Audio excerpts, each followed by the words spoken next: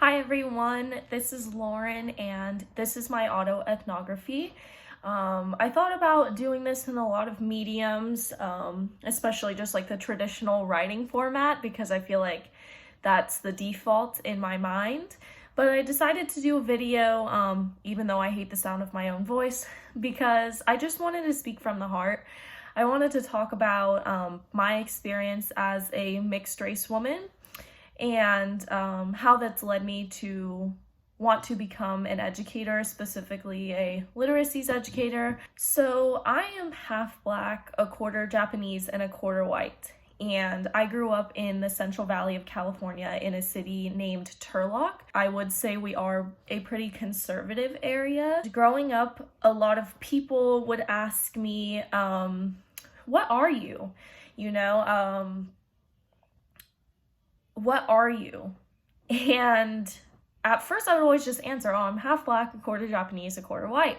And a lot of the responses that I would get would be, oh my gosh, that's so cool, or oh my gosh, you're Black, I don't believe that.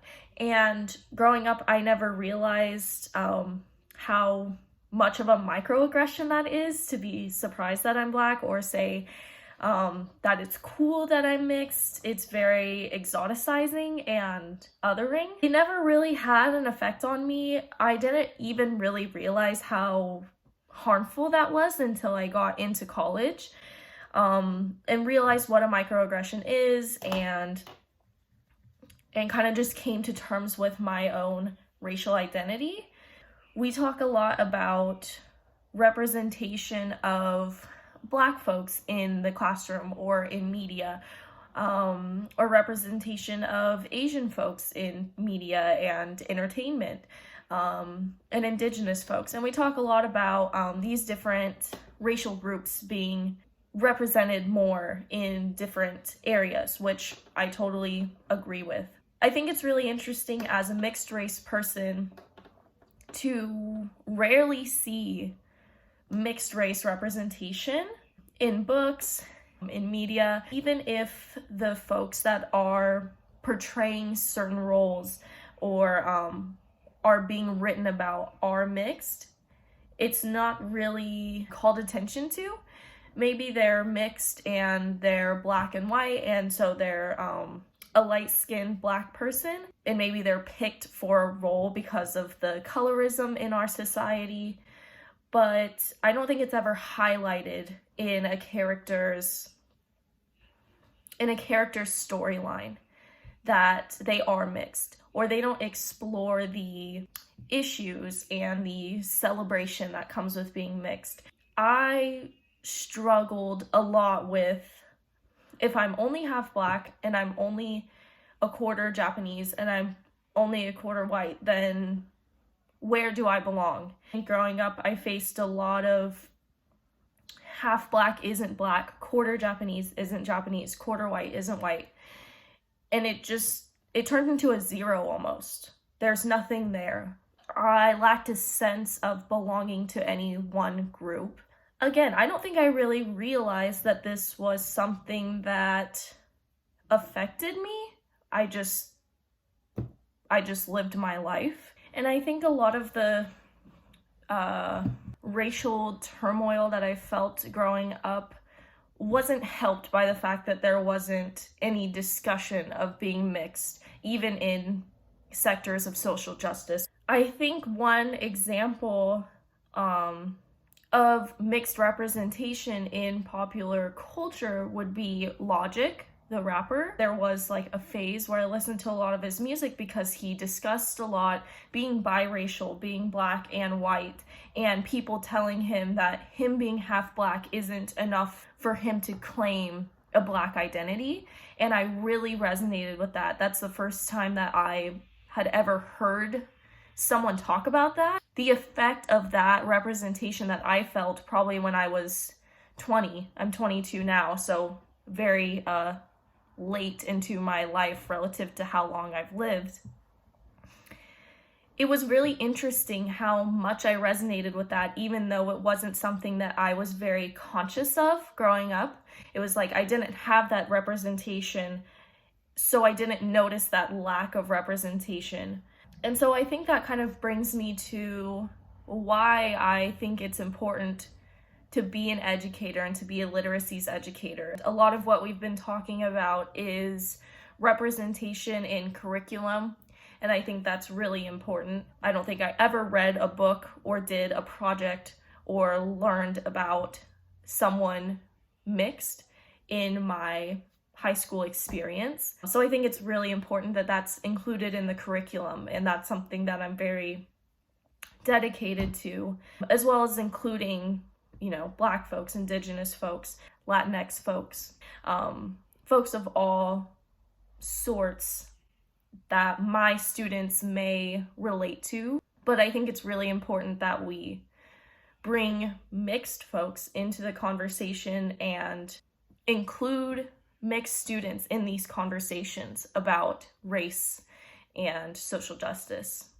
I think representation is also important in terms of just the way I look, showing students that a brown person can hold power, can be powerful, and can do whatever they want to do. If they want to be a teacher, like they'll see me doing, or if they want to do engineering, or if they want to do law, or they want to do, be a mechanic, whatever they want to be, I want to show them that my choice was teacher, but your choice doesn't have to be teacher, and whatever your choice is, I will help you get there and empower them in that way. So representation both in the teachers that we have in the classroom. I think I can just show up in my Blackness and show students that they can succeed. I didn't have a Black teacher until I was in 11th grade. That was a really special moment for me. And I'd say same at the collegiate level. I only had a couple professors of color, a couple Black professors, and same thing. I'd be really excited when I walked into the room and the professor was Black, or the TA was Black, or someone was Black, because it just made me feel safe. It makes me feel represented. It makes me feel seen and heard, even if they can't tell from the way that I look that I'm mixed race. I think one interesting thing about my experience as a mixed race Black Asian woman, which is really interesting, is that I don't think I really felt the right to claim my racial identity until the latest installment of the Black Lives Matter movement.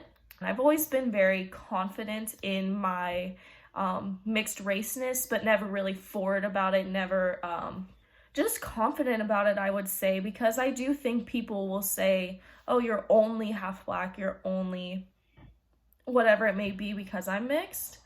But I think it brings me to an important point, which is that I don't think students should have to learn about their culture and honor their culture because of oppression. I think I've gotten a lot of my racial identity and racial pride through oppression, through feeling the grief and the tragedy of police brutality, of Black Lives Matter protesters being attacked by police just for asserting their rights. I think those types of experiences are what have really gotten me to be vocal about racial equality and feel proud of my racial identity. But I don't want that to be the case for my students. I want them to learn and appreciate and love their racial identity through liberation in my classroom, not through oppression on the outside. And I've come to terms with that's how I've kind of gotten to where I am. But I don't think every student should have to get to it through that. I want them to get to it through celebration and through joy, rather than having to go through oppression first to feel proud. I think we should just feel proud through reading about ourselves and learning about ourselves in the classroom.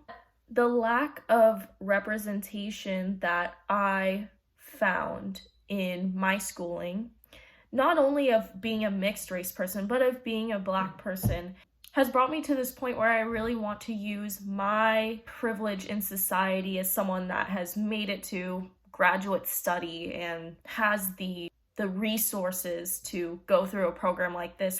I want to use that to provide more representation in the classroom. I know that this has been a long video of me kind of talking through my ideas. Thanks so much for listening. I don't really know how to close a video like this out, but just thank you for giving me the space to share my story. I think this assignment really allowed me the chance to think through a lot of my experiences and process that. Thanks for listening, and see you soon.